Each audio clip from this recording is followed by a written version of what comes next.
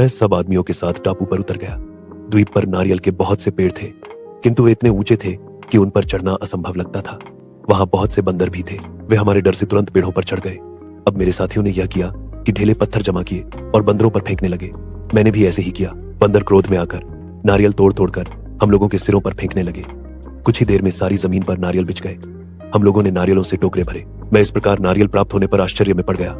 फिर मैं उन लोगों के साथ शहर में आया जहां नारियल अच्छे दामों में बिक गए। व्यापारी ने नारियलों की कीमत में मेरा हिस्सा मुझे देकर कहा कि तुम रोज इसी तरह जाकर नारियल जमा किया करो और उनसे जो पैसा मिले उसे बचाते जाओ। कुछ दिनों में तुम्हारे पास इतना धन इकट्ठा हो जाएगा कि आसानी से अपने देश को वापस जा सकोगे। मैंने उसकी बात मानी और कई दिन तक इसी तरह नारियल बेचता रहा। मेरा पास इस सौदे से पर्याप्त धन हो गया। कुछ दिनों बाद जिस जहाज ने मुझे बचाया था वह उस बंदरगाह से चला गया। मैं वहीं रुक गया क्योंकि मैं दूसरी ओर जाना चाहता था। मैंने बहुत से नारियल अपने पास भी जमा कर लिए थे। कुछ दिनों में एक जहाज उधर जाने वाला आया जिधर मैं जाना चाहता था। मैं अपनी नारियल की खेप लेकर सवार हुआ। वहां से जहाज उस द्वीप में आया जहां काली मिर्च पैदा होती है। वहां से हम लोग उस टापू में गए जहां चंदन और आबनूस के पेड़ बहुत आयत से हैं। वहां के निवासी न तो मदिरापान करते हैं, न अन्य किसी प्रकार का कुकर्म करते हैं। उन दोनों द्वीपों में मैंने नारियल बेचकर काली मिर्च और चंदन खरीदा।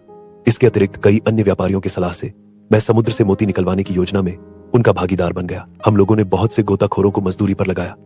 भगवान की कुछ ऐसी कृपा हुई कि मेरे गोताखोरों ने अन्य गोताखोरों की अपेक्षा कहीं अधिक मोती निकाले और मेरे मोती अन्य मोतियों से बड़े और सुडौल भी थे। इसके बाद मैं एक जहाज पर बसरा बंदरगाह आ गया।